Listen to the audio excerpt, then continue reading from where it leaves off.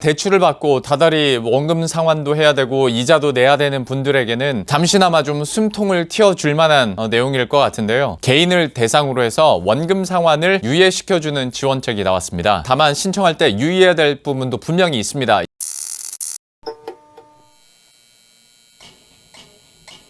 안녕하세요, 반갑습니다. 로앵커입니다. 이 코로나19 여파가 계속 진행이 되면서 경제가 좀 휘청이고 있고 이것 때문에 아마 많은 분들이 참 힘든 시기를 보내고 있지 않을까 싶습니다.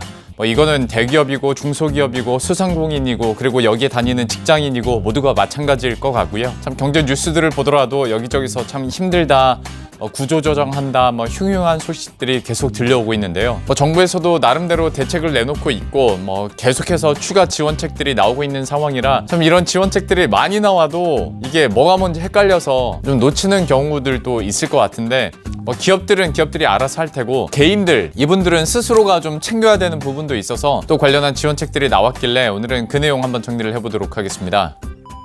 대출을 받고 다달이 원금 상환도 해야 되고 이자도 내야 되는 분들에게는 잠시나마 좀 숨통을 틔워줄 만한 내용일 것 같은데요. 개인 채무자, 그 중에서도 2월 이후에 소득이 줄어든 개인을 대상으로 해서 원금 상환을 유예시켜주는 지원책이 나왔습니다. 만약에 채무자가 이 특례를 받게 되면 6개월에서 최장 1년까지 이자만 내고 그 이후에 대출 원금을 상환할 수 있도록 하는 건데요. 이런 상환 유예 특례 신청은 4월 29일부터 12월 31일까지입니다. 그리고 여기서 참고하실 점은 대출이 하나만 있는 경우에, 그래서 한 개 상품에 대해서만 유예할 경우에는 그 해당 금융기관에 직접 연락하셔서 신청하시면 되고요.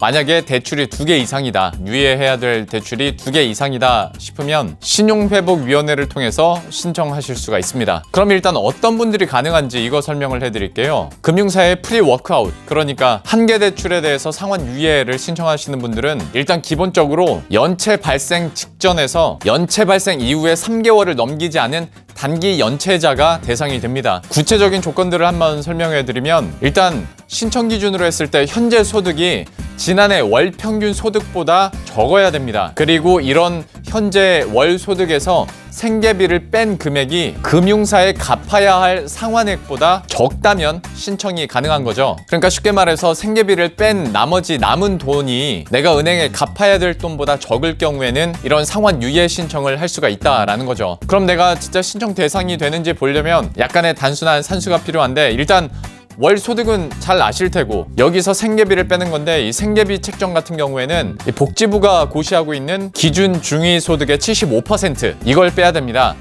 이 중위 75%가 어느 정도냐면 1인 가구가 132만 원, 2인 가구가 224만 원, 3인 가구는 290만 원, 4인 가구는 356만 원이 됩니다. 그러니까 내가 만약에 4인 가구인데 월급을 350만 원 받는다. 그럼 350만 원에서 290만 원을 빼면 60만 원이 남죠. 그런데 내가 만약에 다달이 이자와 원금 상환으로 61만 원 이상을 낸다라고 한다면 일단 이 조건은 충족을 하는 거죠. 그럼 어떤 대출이 또 신청이 가능한지 이것도 살펴봐야겠죠. 모든 대출이 다 상환 유예가 가능한 건 아니니까요. 일단 주택담보대출이나 차량담보대출처럼 담보가 있는 대출은 제외됩니다. 그래서 상환 유예를 신청할 수 있는 대출은 보시는 것처럼 일반 신용대출 같은 경우에는 전 금융권에서 가능하고요. 은행이나 저축은행에서 받은 마이너스 통장 같은 한도대출, 그리고 서민금융대출 같은 보증대출이 가능합니다. 이렇게 지원 조건들을 몇 가지 살펴봤는데 다만 신청할 때 유의해야 될 부분도 분명히 있습니다. 이것도 짚고 넘어가야 되는데 일단 원금 상환을 신청해서 내가 만약에 특례를 받게 된다 하더라도 그 미룬 기간 동안에 이자는 내야 됩니다. 그리고 이게 자격 조건이 내가 된다고 해도 아무 때나 신청하는 건 아니거든요. 이 개별 금융회사에 신청하는 경우에는, 그러니까 내가 대출 하나만 있을 경우에는 원금을 갚아야 하는 예정일이 1개월 미만으로 남았을 때 그때 신청이 가능하고요. 다만 신용회복위원회에 신청할 때, 그러니까 유예할 대출이 2개 이상일 경우에는 원금 상환일과 관계없이 신청을 할 수가 있습니다. 그리고 내가 갚을 여력이 되는데도 불구하고 신청을 하는 경우에는 자칫 잘못했다가 오히려 불이익을 받을 수도 있는데요. 일단 상환 유예를 받게 되면 신용점수가 깎이거나 금융이용에 불이익이 있을 수가 있습니다. 그러니까 상환 유예를 신청해서 내가 그 특례를 받는다고 하면 이 사실이 전 금융권에 다 공유가 되는 건 아닌데 다만 해당 금융사에서는 좀 불이익을 받을 수가 있는 거죠. 그러니까 내가 갚을 여력이 없다라는 것을 공식적으로 인정하는 거니까 예를 들어서 추가로 대출을 받거나 아니면 카드 이용을 하는데도 좀 제약을 받을 수 있는 부분은 있습니다. 그러니까 굳이 이 지원책을 받지 않아도 되는 분들, 그러니까 당장이 너무너무 급하지 않은 분들은 나중을 위해서라도 좀 신청은 좀 신중하게 결정을 하셔야 될 것 같고요. 그리고 또 한 가지 유념을 해두셔야 될 건, 앞에서 신청 자격 중에 소득이 감소해야 된다고 했잖아요. 그런데 이 소득 감소를 증명하기가 좀 애매한 직군들이 있습니다. 예를 들어서 일용직 노동자 같은 경우에는 이런 서류 증명이 쉽지 않잖아요. 이런 분들 같은 경우에는 진술서만 작성을 해서 내면 원금 상환 유예의 혜택을 볼 수가 있고 또 신청을 할 수가 있는데요. 이것만 들으면 좀 허술하다라고 볼 수가 있죠. 진술만으로 신청을 할 수 있는 거니까. 이런 지적들이 사실 안 나온 건 아닌데, 정부에서는 지금 고수하는 입장이 그 소득 감소 진술이 진짜인지 아닌지는 최근 금융거래 내용만 보면 얼추 나온다. 그리고 이게 돈을 갚지 말라는 게 아니라 좀 유예를 해주는 거기 때문에 큰 문제는 아니라는 입장입니다.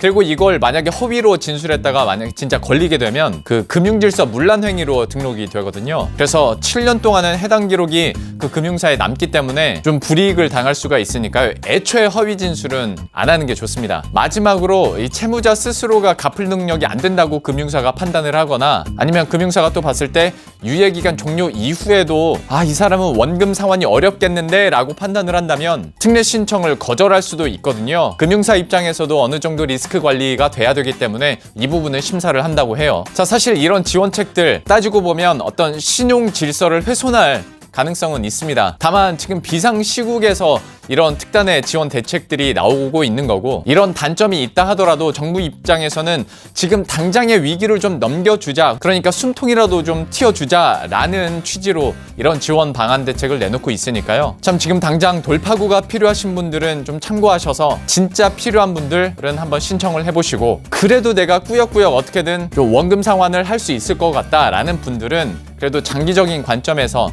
신용도가 떨어지는, 그리고 어떤 금융활동에 제약을 받을 수 있는 부분도 있기 때문에 좀 신중하게 생각을 하셨으면 좋겠어요.